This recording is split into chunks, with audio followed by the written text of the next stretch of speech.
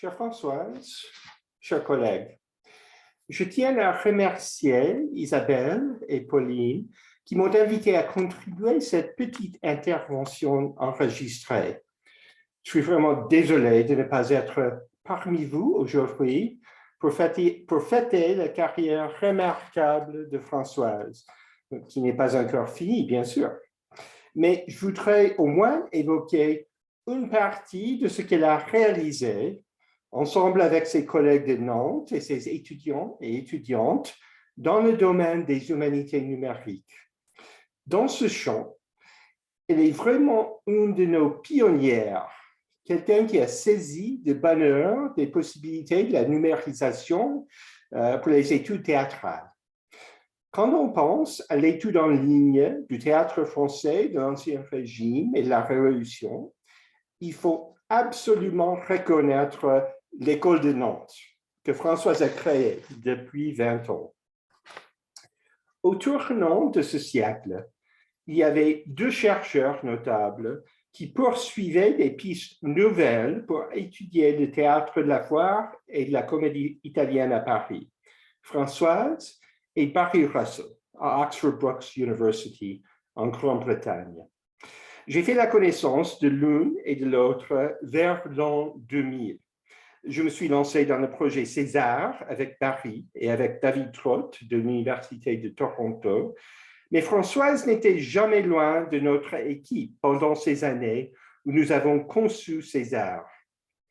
Il faut mentionner aussi notre amie et collègue Anastasia Sarknovskaya-Pankieva, qui assiste à ce programme aujourd'hui. Anastasia faisait partie de l'équipe de Barry à Oxford Brookes et ensuite elle a fait des études doctorales avec Françoise à Nantes. L'idée de César, très ambitieuse mais à vrai dire impossible à réaliser, était de numériser tout ce qui concerne le spectacle en France de 1600 à 1800 et de le mettre en ligne dans un format où des chercheurs peuvent facilement y accéder. Ce rêve utopique reste inachevé, quoique le site César vient de réapparaître grâce à nos collègues grenoblois, Marc Duguay et Jean-Yves Vialetton, qui ont des projets prometteurs pour renouveler ce site. Parmi nos idées pour César, dès le début, nous avons parlé des enregistrements des airs des pièces de la foire et de créer une version virtuelle d'un spectacle parisien. Malheureusement, comme vous le savez, Barry a disparu en 2003 et David en 2005. Nous les regrettons toujours. Après leur décès inattendu, on a concentré sur des lacunes dans la base de César. Par exemple, l'absence des données des registres de la Comédie Française. Depuis 2009, je travaille avec d'autres collègues en France, au Canada et aux États-Unis à numériser les registres de la Comédie Française. Mais nous n'avons pas suivi ces autres projets que je viens de mentionner. Heureusement pour nous, et pour tout le monde qui aime le théâtre français, la première modernité, Françoise a consacré son énergie inépuisable à les réaliser. Quand je regarde les sites web à Nantes qui contiennent ces projets, je suis ébloui. Là, on trouve par exemple Théaville, un projet voué à l'enregistrement des mélodies les plus souvent employées au théâtre de la foire pour parodier des spectacles parisiens privilégiés. J'avoue que je ne suis pas du tout doué pour la musique, mais Théaville permet aux utilisateurs sourds, comme moi, d'imaginer les sons et les rythmes de ces parodies sanglantes dans la manière où ils étaient entendus dans les enceintes des foires au XVIIIe siècle. C'était un outil indispensable pour reconstruire ce théâtre.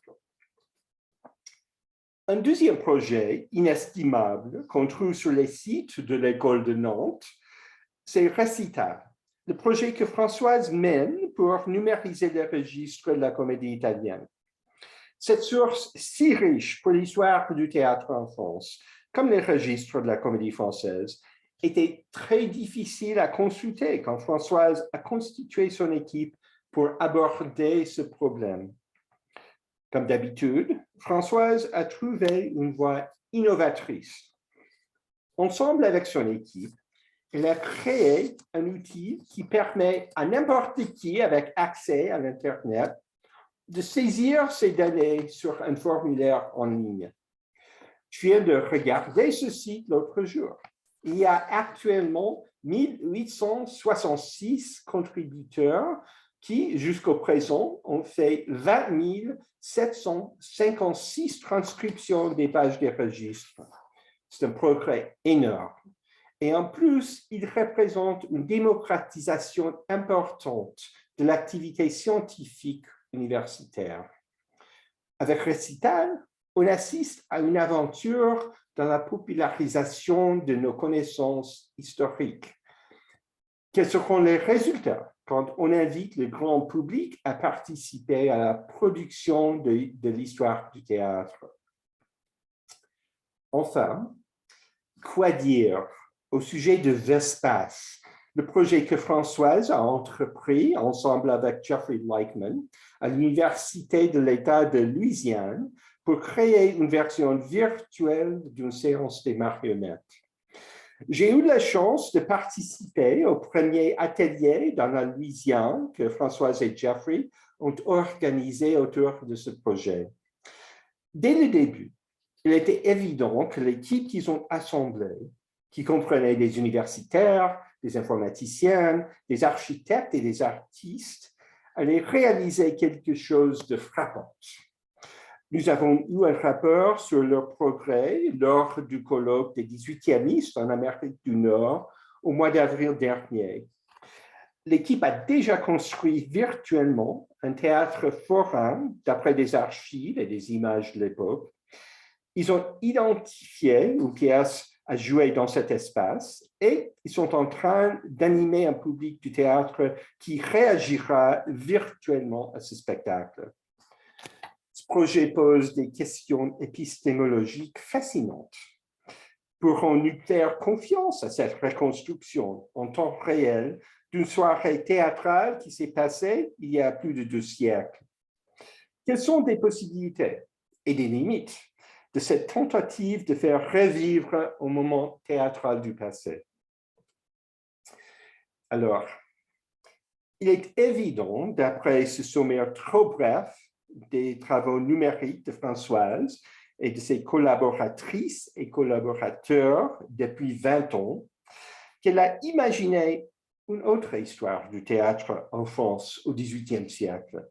Une histoire d'après non seulement des imprimés et des archives écrites, mais qui s'appuie aussi sur le son, sur les traces visuelles de ces théâtres et sur une imagination guidée par une vision large du passé.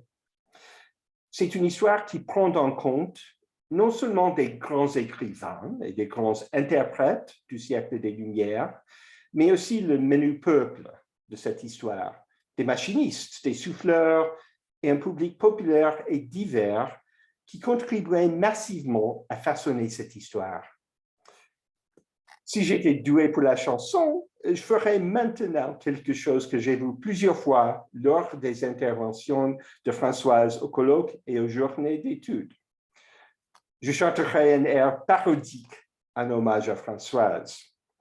Heureusement pour vous, je connais bien mes limites comme artiste sonore, mais je voudrais te remercier chaleureusement, Françoise, de toutes ces contributions innovatrices et passionnantes que tu as fait à l'étude de l'histoire du théâtre français. Merci beaucoup.